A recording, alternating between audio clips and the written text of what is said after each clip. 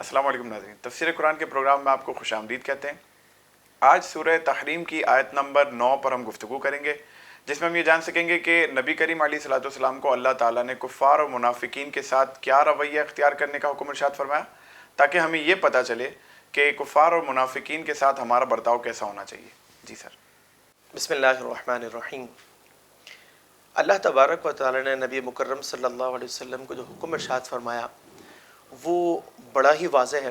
پہلے ہم آیت کریمہ پر آتے ہیں اور اس کے بعد اس کی ڈیٹیل پر گفتگو کرتے ہیں۔ ارشاد باری تعالیٰ ہے، یا ایھا النبی جاہد الکفار والمنافقین، اے نبی کفار و منافقین کے خلاف جہاد کرو، وغلظ علیہم، ان پر سختی فرماؤ، ومأواہم جہنم، ان کا ٹھکانہ جہنم ہے، وبئس المصیر، اور کتنا برا ٹھکانہ ہے۔ یہ جو آیت کریمہ ہے اس میں آغاز میں اللہ تبارک و تعالی نے نبی کریم صلی اللہ علیہ وسلم کو کفار اور منافقین کے خلاف جہاد کا واضح اور بڑا کلیئر حکم ارشاد فرمایا، ٹھیک ہے۔ اب جہاد کب ہونا چاہیے، کس طرح کے کفار کے ساتھ ہونا چاہیے، اس میں ڈیٹیل ہے۔ اور یہاں پر پھر میں آپ کو وہ ایک نقطہ جو ہم پہلے مختلف اوقات میں ڈسکس کرتے رہے، وہ ہے اتنا اہمیت کے حامل کہ اسے بار بار ہمیں ڈسکس کرنا پڑتا ہے، کہ جو شخص صرف ترجمے سے قرآن پاک کو سمجھنے کے حوالے سے درست قرار دیتا ہے کہ ہم صرف ترجمے سے سمجھ سکتے ہیں، وہ یہ ڈیٹیل بتائے کیا ہر کافر سے رسول اللہ صلی اللہ علیہ وسلم نے جہاد فرمایا، ہر منافق سے جہاد فرمایا؟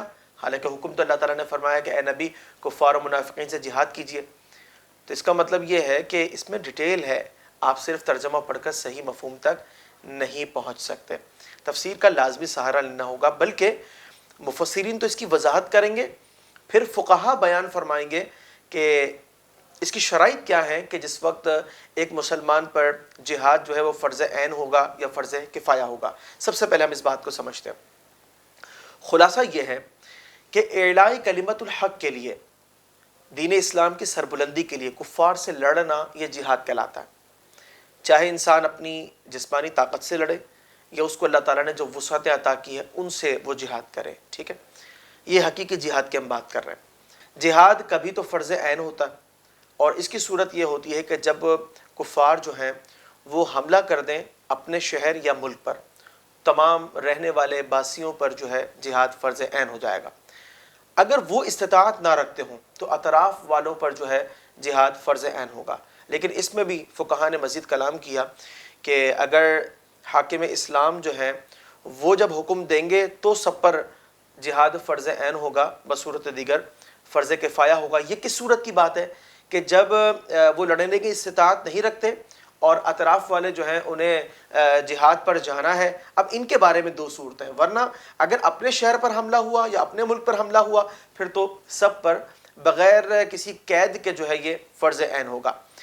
اچھا، اب فرض کفایہ کب ہے؟ مثال کے طور پر کوئی شخص ہے، وہ اعلاء کلمت الحق کے لیے کفار سے لڑنا چاہتا ہے، وہ کسی مقام پر جو ہے وہ جہاد کرنا شروع کر دیتا ہے جہاں پر جہاد ہو رہا ہے، تو یہ اس کے لیے فرض کفایہ تھا، ٹھیک ہے۔ اب کس طرح کے کفار جن کے ساتھ جو ہے وہ جہاد کیا جائے گا، اس کے اندر کافی ڈیٹیل ہے جو کہ فقہ کی کتابوں کے مطالعے کے ذریعے بہتر طور پر سمجھی جا سکتی ہے۔ لیکن یہاں پر ایک بات جو ہے وہ یہ سمجھنا ضروری ہے کہ وہ تمام کفار منافقین جن کے اسلام لانے کی امید ہے، ان سے جہاد نہیں کیا جائے گا، بلکہ وہ جو اسلام دشمنی کے اندر اپنی حدوں کو کراس کر چکے ہیں، جو حقیقی مجرم ہیں، ان سے جہاد کیا جائے گا۔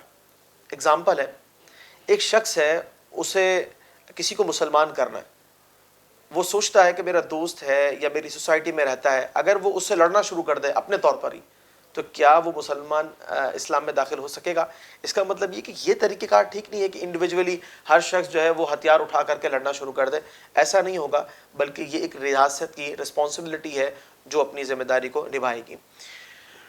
اچھا، اب نبی کریم صلی اللہ علیہ وسلم کے کفار و منافقین سے جہاد کا حکم ارشاد فرمایا۔ کفار سے جہاد تو بڑا واضح ہے کہ جو کفار کفر کا پرچار کر رہے ہیں، جو کفار اسلام کے خلاف سازشیں کر رہے ہیں، ٹھیک ہے، ان سے تو جہاد کرنا واضح ہے، اور ظاہر سی بات ہے کہ ان کا کفر بھی واضح ہے نا، تو ان سے لڑا جا سکتا ہے۔ لیکن ایک منافق جس کے دل کے اندر کفر موجود ہے، ظاہر تو وہ اپنے آپ کو مسلمان کر رہا ہے، اندر سے وہ کافر ہے، ٹھیک ہے، تو اس سے کیسے جہاد کیا جائے گا؟ تو بات یہ ہے کہ جہاد جو ہے وہ ہتھیاروں کے ساتھ بھی ہوتا ہے اور جہاد قلم کے ذریعے بھی ہوتا ہے۔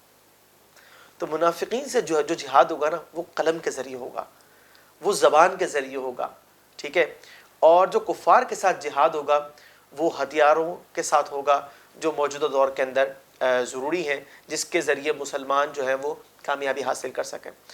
تو ایک بات تو یہ کلیئر ہوئی کہ منافقین جو ہیں ان کے ساتھ بھی جہاد کیا جائے گا۔ اچھا آپ نے دیکھا ہوگا کچھ لوگ کہتے ہیں کہ یہ جو علماء ہیں یہ بعض اوقات بڑی سختیاں کر رہے ہوتے ہیں۔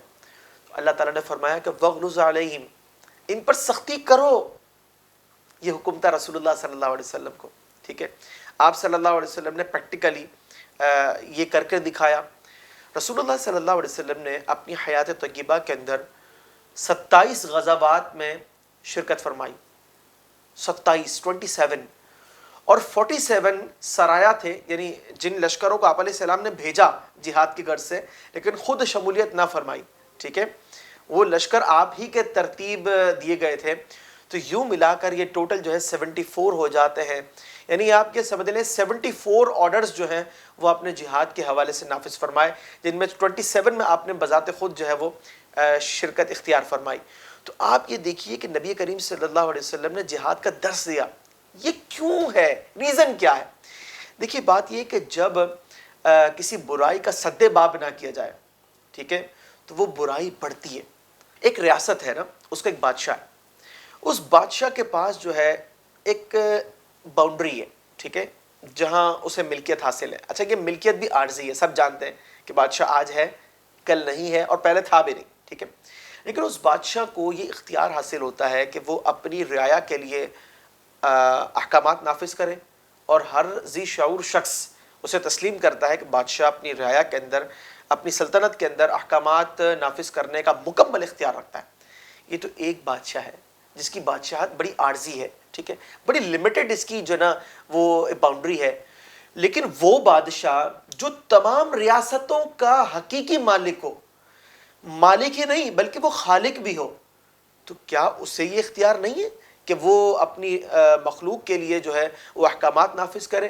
تو اللہ ہی ہے وہ جو ان تمام ریاستوں کا حقیقی مالک ہے، جس کی ملکیت عارضی نہیں ہے، جو آج مالک ہے کل نہیں ہے یا کل نہیں تھا، ایسا معاملہ نہیں ہے، ہمیشہ سے وہی ہے اور ہمیشہ وہی رہے گا۔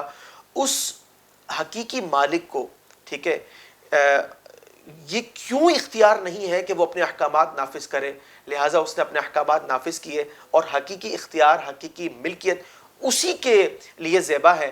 اب جو لوگ اس کا انکار کرتے ہیں، تو آپ یہ دیکھیے کہ جب وہ ایک چھوٹی سی ریاست کے ایک عارضی بادشاہ کے لیے تو تسلیم کرتے ہیں اور حقیقی بادشاہ کی حقیقی سلطنت میں وہ اختلاف کرتے ہیں، تو یہ مجرم اصل میں اس کے، اور اسی نے یہ حکم اپنے بندوں کو دیا، اپنے اطاعت گزار بندوں کو، کہ ان نافرمان اور مجرمین کے خلاف جہاد کرو، سد باب کرو۔ اور بات یہ کہ جب جرم کا سد باب ہوتا ہے نا، جرم رکتا ہے، امن آتا ہے۔ اللہ تبارک و تعالیٰ مجاہدین اسلام کے درجات کو بلند فرمائے۔ اچھا یہاں پر ایک بات جو بڑی اہم ہے، کفار اور منافقین، ان کا ٹھکانہ کیا ہے؟ آج دنیا کے اندر کوئی کسی بھی طرح، چاہے وہ مسلمانوں کا سپورٹر ہو یا کفار کی سائیڈ لے رہا ہو، ہے نا، دونوں طرح کے لوگ ہیں، وہ بڑے واضح لوگ ہیں، وہ کسی بھی سائیڈ پر ہو، لیکن اس کو اللہ کا یہ فرمان ذہن نشین رکھنا چاہیے، وَمَأْوَاهُمْ جَهَنَّمْ، ان کفار و منافقین کا جو ٹھکانہ ہے نا وہ جہنم ہے، اس میں کوئی دو رائے نہیں ہے۔ فرمایا وَبِئْسَ الْمَصِيرُ، کتنا برا ٹھکانہ ہے جہاں سے کوئی واپسی نہیں ہے، ہمیشہ ہمیشہ کا عذاب ہے۔ اب آپ یہ بتائیے کہ جو لوگ کفار اور منافقین کے گروہ میں تو شامل نہیں ہیں لیکن ان کے سپورٹر ہیں، کل بروز قیامت وہ رب کے حضور کیا جواب دیں گے؟ یہ ان کو سوچنا ہوگا۔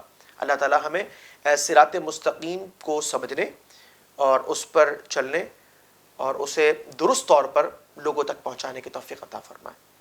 وخلق الماء خلق الشمس في الفضاء سبحان خالق الحياة